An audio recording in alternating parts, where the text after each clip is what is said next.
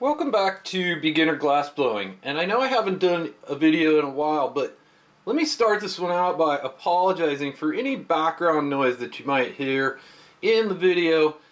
It is 115 to 120 degrees in Arizona lately, and I just can't afford to turn the air conditioner off. So the choice is either don't do videos until October or try to do them with the background noise. Anyway, let's talk opals. Opals are one of my favorite things to do with glass. It's kind of a signature of mine. I really hardly ever make a marble that doesn't have an opal in it. This video is going to be about my technique that I have developed over the years for doing opals. Now these right here are opals. And these are special synthetic opals called a Gilson opal, and they can be encased in borosilicate glass. They have the same coefficient of expansion approximately as the borosilicate glass, but they have a different index of refraction.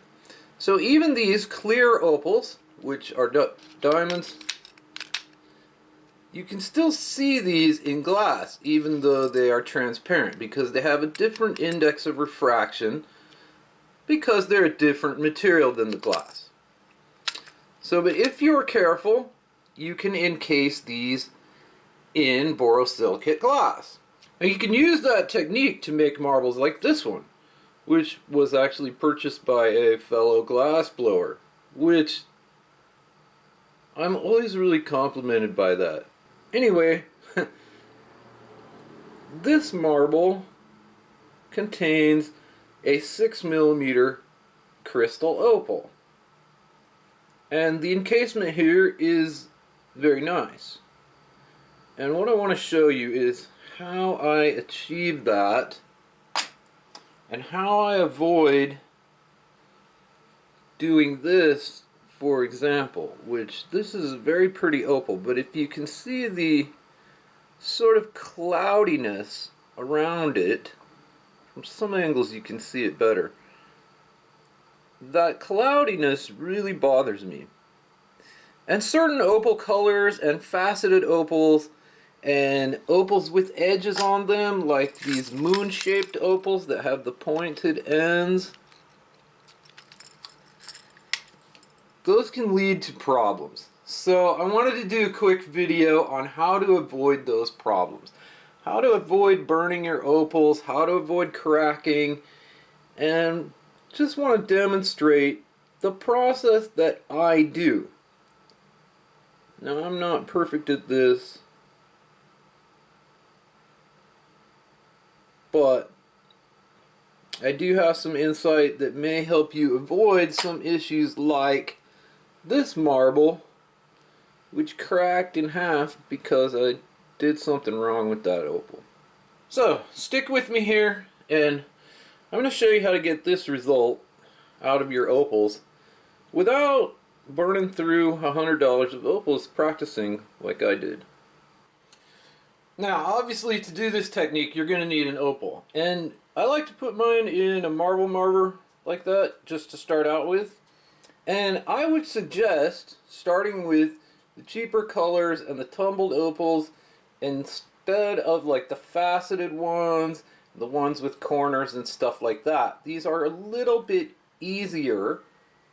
I believe orange is probably the hardest color to get right, and crystal is probably the easiest color to get right, but it's the easiest one where you can see the haze and cloudiness if you've gotten that. So if you start with crystal, blue, rainbow, colors like that, you'll really be able to see how well your encasement is doing. Now the second thing you need in order to do this is a piece of tubing, and I like to use this 12mm heavy wall tubing for this. But the idea is to use a piece of tubing just a little bit bigger than the opal you want to use, and these, they're basically like 2mm thick here, so if you take 4mm off, I think these are basically like 8mm on the inside. So this is basically the smallest piece of tubing that you're going to want to use for your opals. And even if I'm doing a really tiny opal, I use this 12 mil. Even though 10 mil sometimes works, I think the 12 mil rod, I think the 12 mil tubing is sometimes a little better quality than the 10 mil. Anyway, you're going to want to make sure that this is very clean. So I've cleaned it on the outside, and I keep my tubes in airtight containers so that they don't get dusty on the inside. But I always clean them on the outside before I use them. And that'll help your opal encasement look a lot better. Alright, to start off with, I rounded out the end of my tube and closed it off. And I'm going to start with a very reducing flame.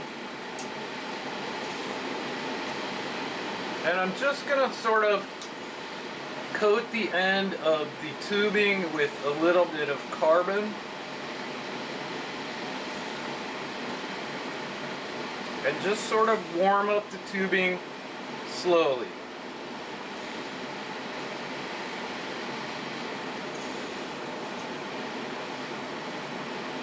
And I'm going to do that for a little while. And I'm doing it on the whole area where I think there's glass that I'm going to use in the encasement. So at least far enough down that you get all of the glass that you're going to use. So getting a nice layer of carbon on there and not really heating up the glass very much. Now this is sort of cleaning off the inside of the tubing and getting it ready to go. And you don't have to worry about all that black stuff on there, because as soon as you put your oxygen back into your flame,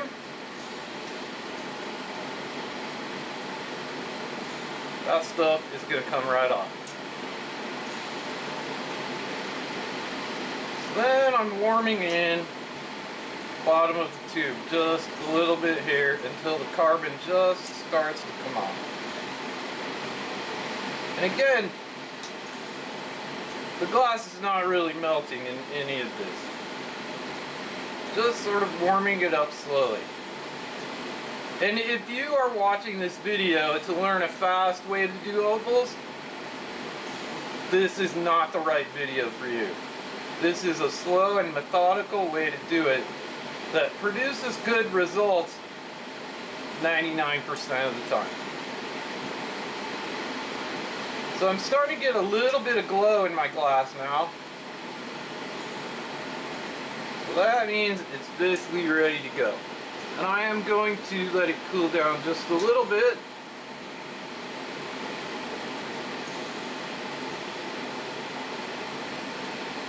A little more oxygen in my flame. I want a nice neutral flame now, but not a whole lot of heat.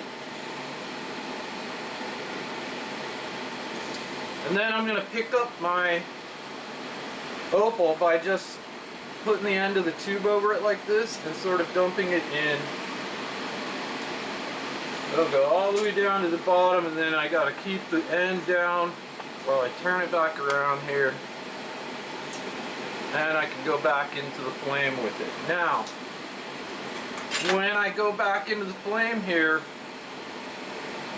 I want to heat up this opal slowly inside the glass.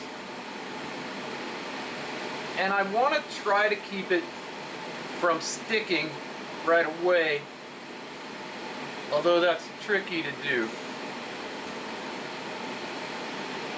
It's stuck down now, but that's okay. I want it to heat up with the glass. So I keep heating that up from the bottom until I start to get a nice orange glow in the opal itself.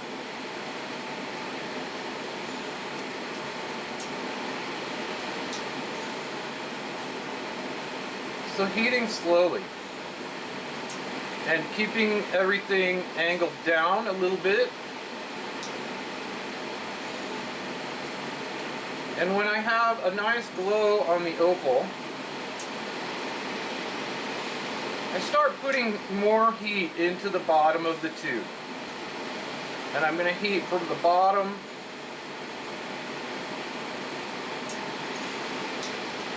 being careful not to overheat anything, keeping a little bit of glow in the opal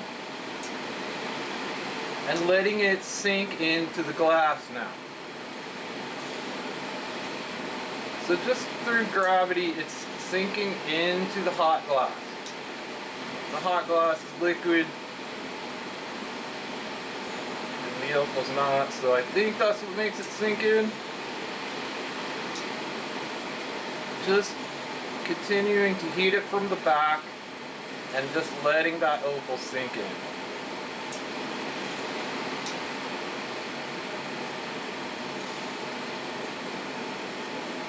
Now, as it starts to get sunk in a little bit more than halfway, I sort of reduce my angle a little bit, trying to keep everything on center here, keeping a nice orange glow in the opal the whole time.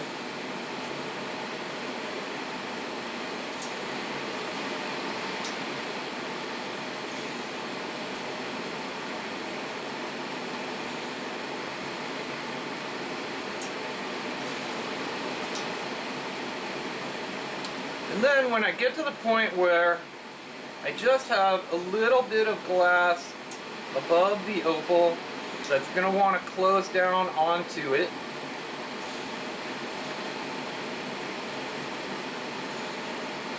I will suck the air out of the tube.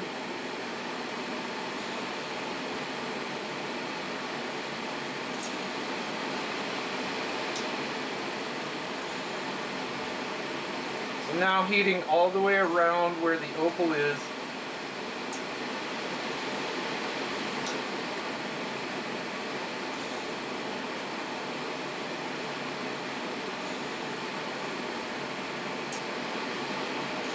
I want it to sink in just a little bit more.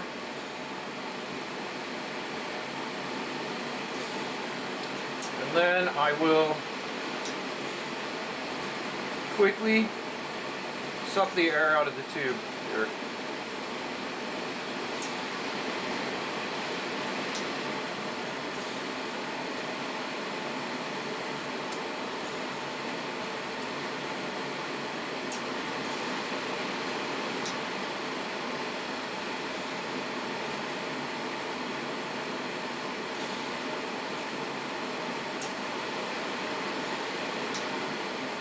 It's really hard to see at this point, but the opal is encased.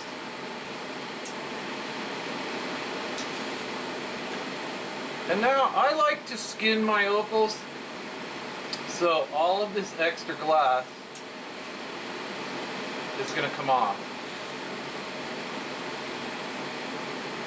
And I just try to pull most of it off in one swipe like this.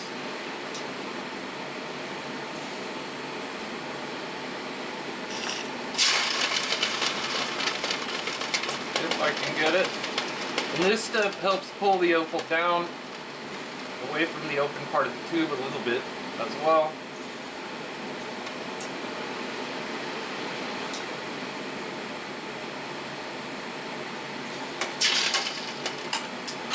And then I'm going to hook a punty on here so that I can pull it off from the tube. And I like to make a hot seal for this.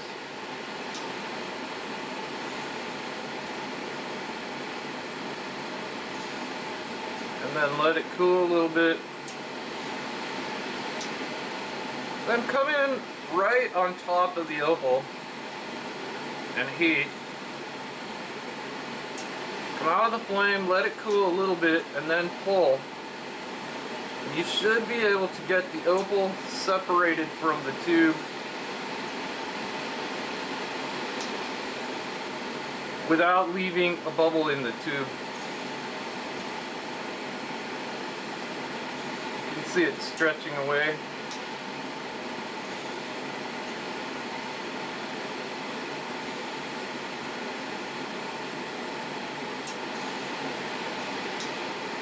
So there we go.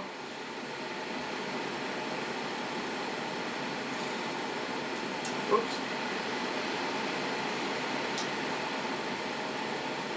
So I got my opal skinned and I have it on the end of that punty there.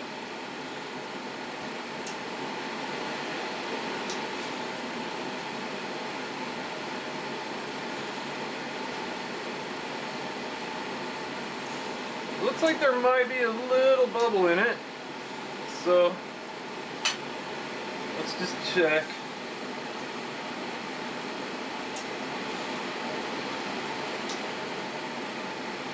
Camera won't focus on that.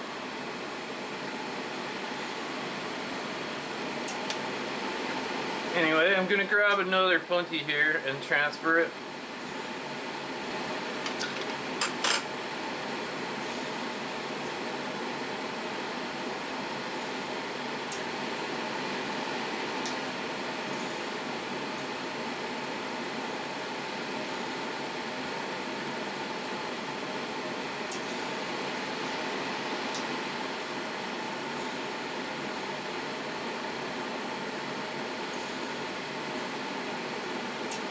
Just cleaning off any excess glass, bad looking glass, or bubbles.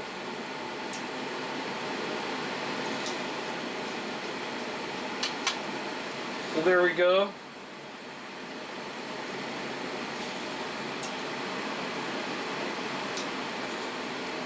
That looks good, and you can hold it over something dark to do like a sparkle check. Want to.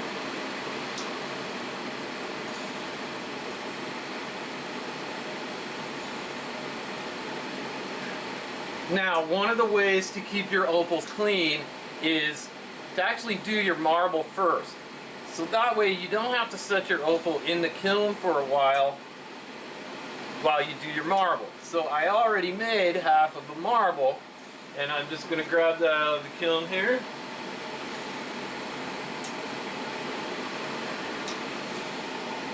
So that is ready to go. And all I'm going to do is heat this up.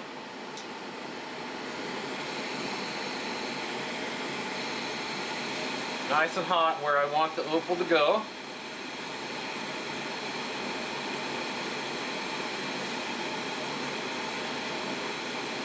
I'm going to get my opal warm and the glass that's around it. I want it to be about the same temperature when I stick it into the marble. It's small, so it heats up fast though.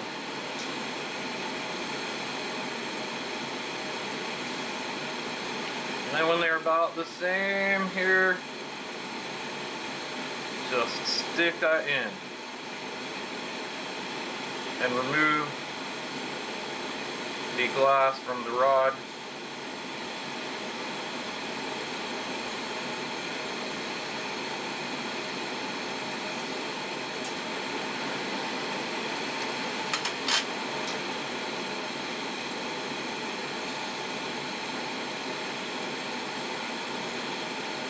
Warming that in and removing the little nipple that is left behind there. I want this to be smooth before I start to put my lens on,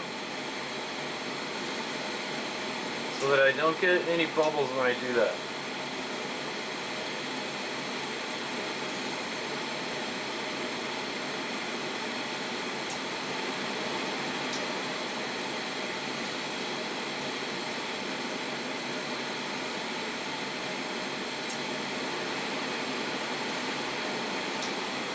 And smooth it out in the marble mold here.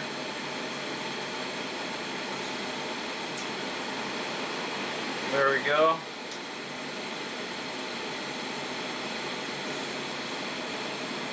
Now to fill out the lens of this marble,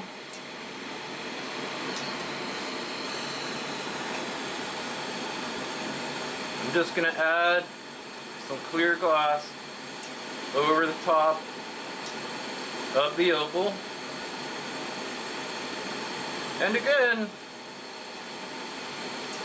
you want this piece to be the same temperature as the other piece when you put these together.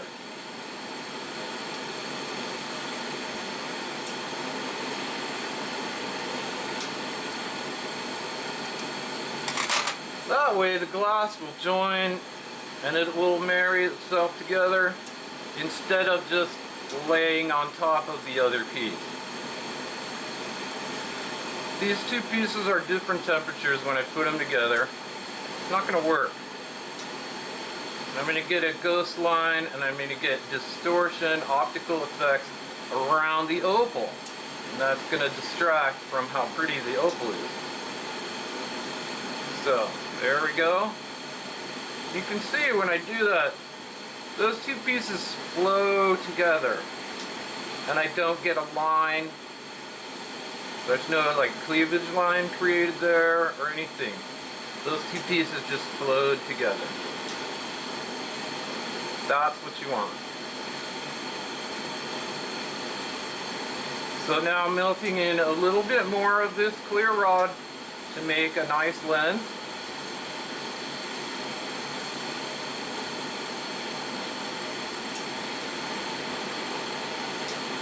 And now, at this point, you can actually melt and push a little bit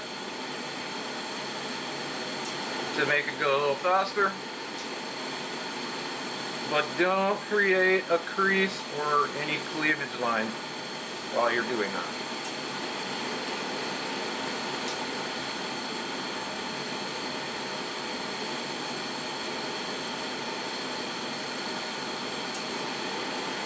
Alright, I think that's about enough of that.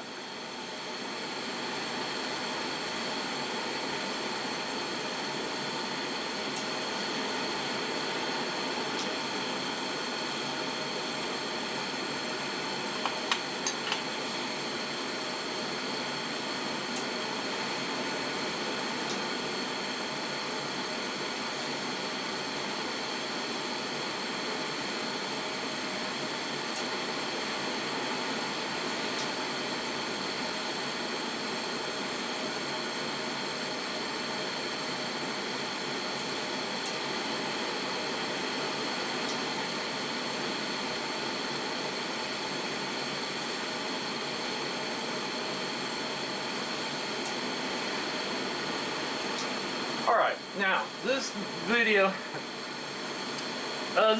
is not about marbles. So I'm not going to show how I finish this marble completely, like every step. But I want you to just take a look, now that I've smoothed out the lens, just take a look at the way that the opal looks in there.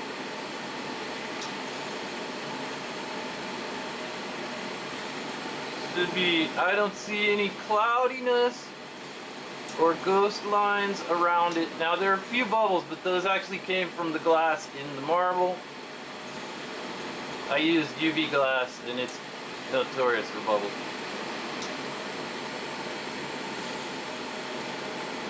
But that's what you're going for.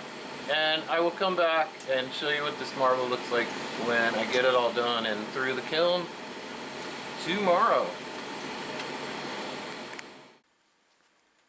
Alright, this is what the finished marble looks like. And the camera won't focus on the opal. But you can see there's no like ghost lines around it. There's a tiny bit of haze on it, but it's not bad. And overall I like the way that marble looks. It's got the dragon skin backing on it. This is just black glass and gold fume with clear dots. And the interior of the marble is gold fume and a little bit of UV glass as well. So it's got that UV effect, which I really like.